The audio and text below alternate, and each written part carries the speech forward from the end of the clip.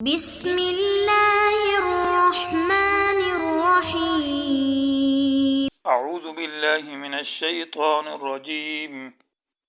الطلاق مرتان فإمساك بمعروف أو تسريح بإحسان ولا يحل لكم أن تأخذوا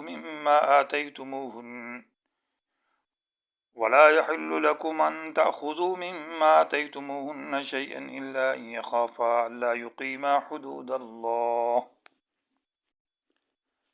عزیز طلبہ اکرام، سبق نمبر 202، آیت نمبر 229۔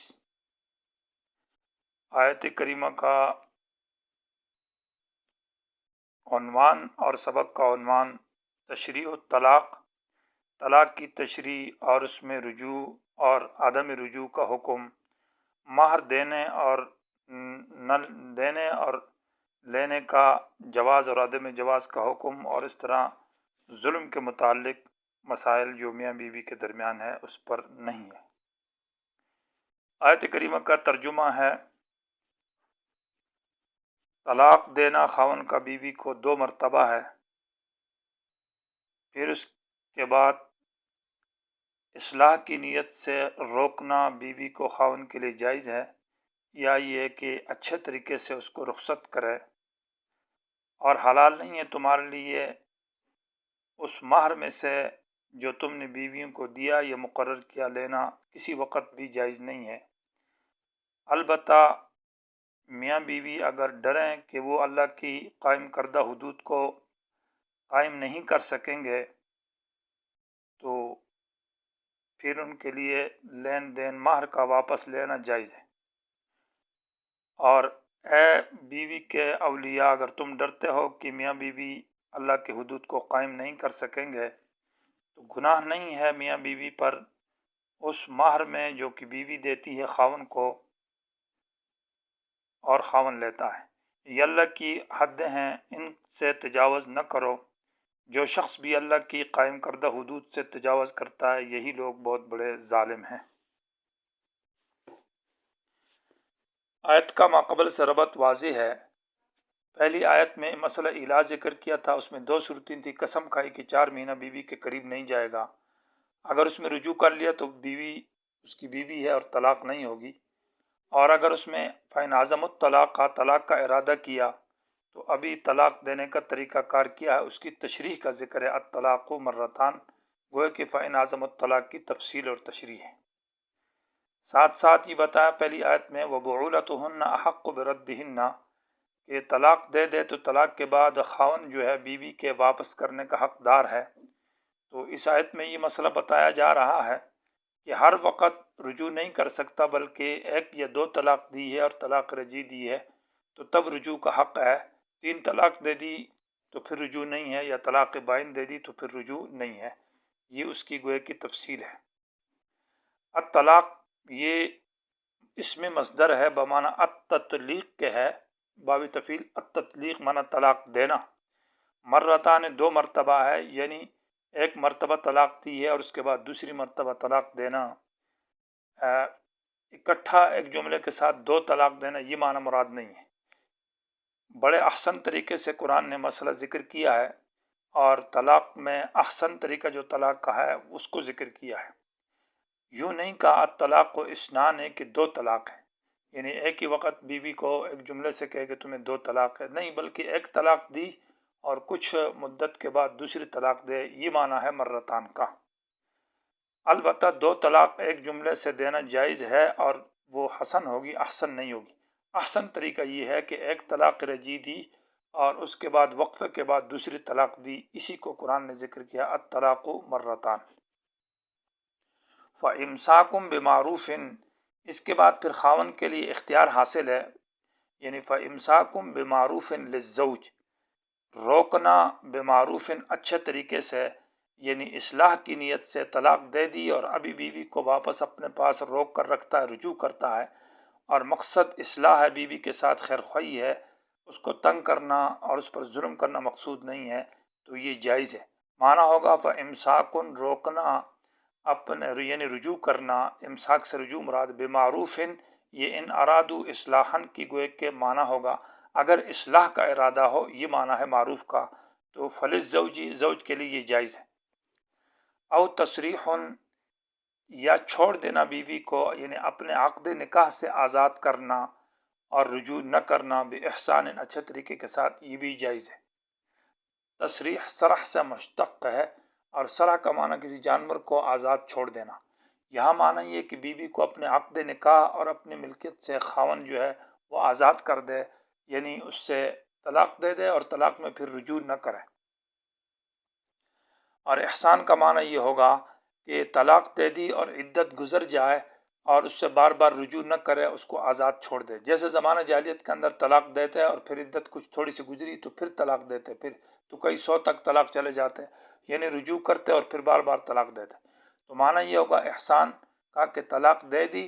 اور پھر عدت گزر گئی اور اس سے تنگ نہ کیا، تو یہ احسان ہو جائے گا۔ یا احسان کا معنی عدم الضیق، یعنی ان کو تنگ نہ کرنا،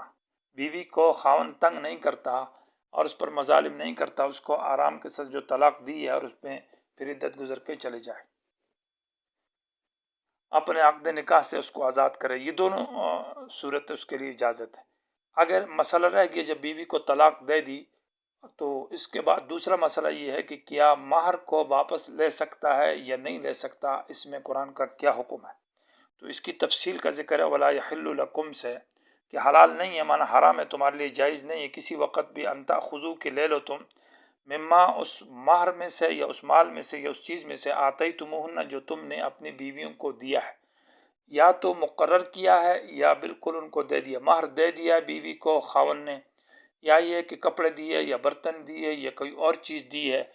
تو اس کا واپس لینا جائز نہیں ہے۔ شیئن، کسی چیز کا بھی واپس لینا جائز نہیں ہے۔ وقتاً من الاوقات، کسی وقت بھی،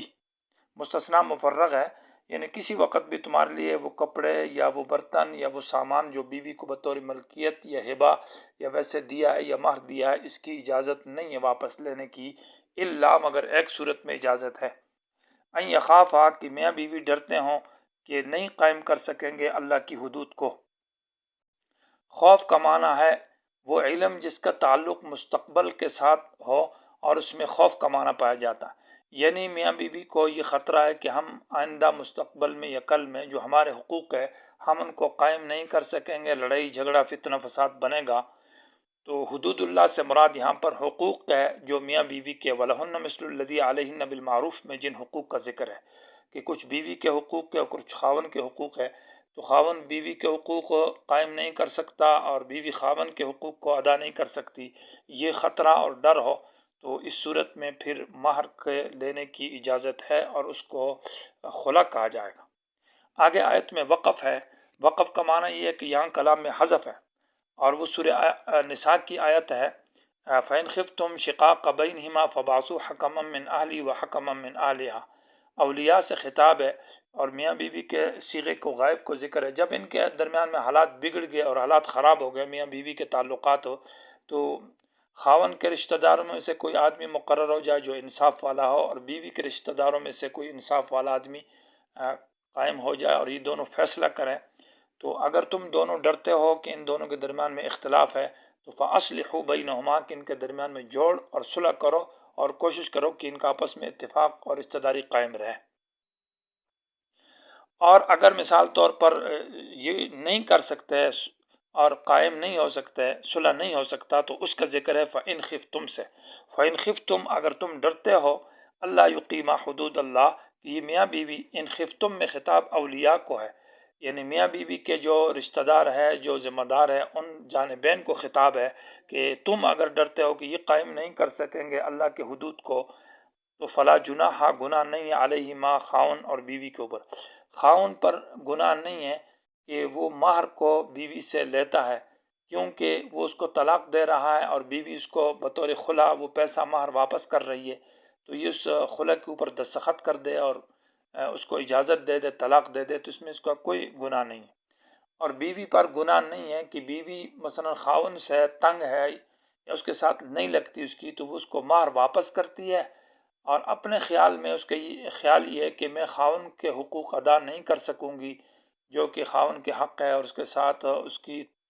اتباع ہے اور اس کی خدمت ہے، وہ نہیں ہوگی مجھ سے، یعنی ظلم ہوگا، کہ میں ناشکری میں مبتلا ہو جاؤں گی، ناقدری میں مبتلا ہو جاؤں گی، اور ناشکری اور ناقدری یہ تو جہنم کا سبب ہے،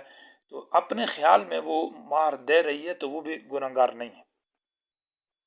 فیما وہ مہر افتدت کی بیوی دیتی ہے بھی خاون کو، تو خاون لیتا ہے تو اس کے لیے اجازت ہے، کیونکہ وہ بیوی اپنی رضامندی کے ساتھ دے رہی ہے، اور بیوی دیتی ہے تو اپنے آپ کو اپنے خیال میں وہ خاون کے مظالم سے اپنے آپ کو بچا رہی ہے۔ تلک حدود اللہ، یہ اللہ کی حدیں ہیں، اور اللہ کی حد میں اس طرف بھی اشارہ ہے کہ یہ طلاق ایک رجی اور اس کے بعد دوسری طلاق دینا یہ بھی اللہ کی حد ہے، یہ نہیں کہ 100 طلاق دے دو، 3 طلاقیں دے دو اور اللہ کی حدود سے ہٹ جاؤ۔ اور اسی طرح بیوی اور خاون آپس میں حقوق، اس تلک حدود اللہ کے اندر ماقبل میں جو نواہی اور اوامر ہیں ان سب کی طرف اشارہ ہے، کچھ اللہ نے کہا ان چیزوں کو کرو اور کچھ کے بارے میں کہا نہ کرو، ان تمام کی طرف اشارہ ہے تلک حدود اللہ سے۔ فلا تعتدوها، ان میں تجاوز نہ کرو، حد سے نہ بڑھو، مان اللہ کی حدود کو قائم رکھو۔ ومن یتعد حدود اللہ، جو شخص بھی اللہ کی حدود کو تجاوز کرتا ہے اور اس کو توڑ دیتا ہے اور ان سے ہٹ جاتا ہے، فاولئک هم الظالمون، یہ لوگ بڑے ظالم ہیں۔ جملے میں ظلم سے مراد یہ ہے کہ وہ گناہ کبیرہ ہوگا، فاسق ہوگا، کفر مراد نہیں ہے۔ معنی یہ ہے کہ اس میں حصر ہے، اولئک اس میں اشارہ ہے، اور ہم ضمیر اور الظالمون کا صیغہ ہے، اور ومن یتعد حدود اللہ بھی ہے۔ تو اس لیے طلاق کا احسن طریقہ قرآن نے ذکر کیا۔ پہلی صورت یہ ہے کہ وہ اصلاح کی نیت سے اس کو بیوی کو روکے اور طلاق رجی دے دے تاکہ اس کی اصلاح ہو جائے، یا یہ کہ پھر آسانی پھر جو ہے نا اس کو چھوڑے تو رجوع نہ کرے، اور مطلب یہ ہے کہ اگر وہ خلع دیتی ہے تو اس صورت میں مال لینا بھی جائز ہے۔